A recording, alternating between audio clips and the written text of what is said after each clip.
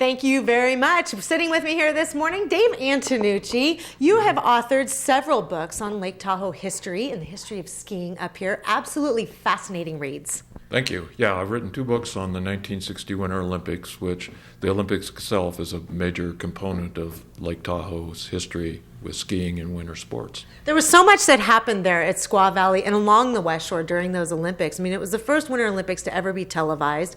Disney was involved in it, and some really cool history here that has just been donated to the museum as well. Tell me a little bit first about the museum right here in the Boatworks Mall in Tahoe City. Yes, we have a museum that is devoted to Sierra ski history, beginning with the gold rush. It goes all the way back, and then includes a lot of memorabilia and artifacts from the 1960 Winter Olympics. It's probably the biggest collection of memorabilia and artifacts from the 1960 Winter Olympics that's on display right now.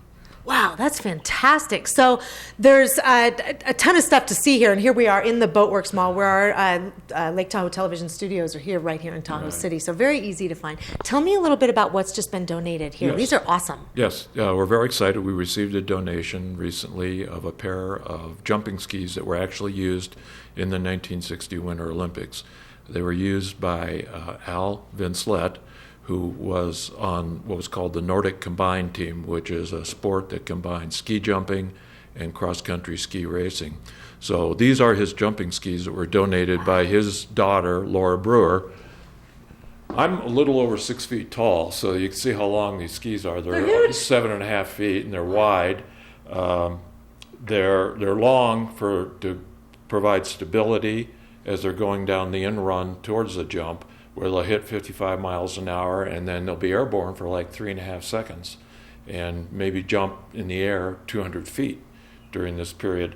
And so it has a special cable binding that allows the jumper to lean forward and lift his heel up and then make a nice landing, smooth landing. And the whole time then the judges are not only scoring them on the distance of their jump, but how well they look in the air.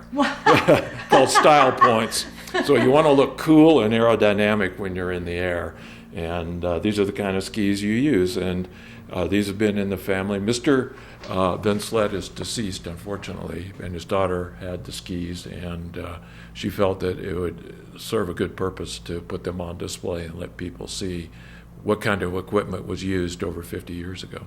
Dave, how can people get your books? We're almost out of time. This is fascinating. Yeah, you can get it right here in the Boatworks Mall at Geared for Games, at Bookshelf at Hooligan Rocks in Truckee, or, of course, Amazon.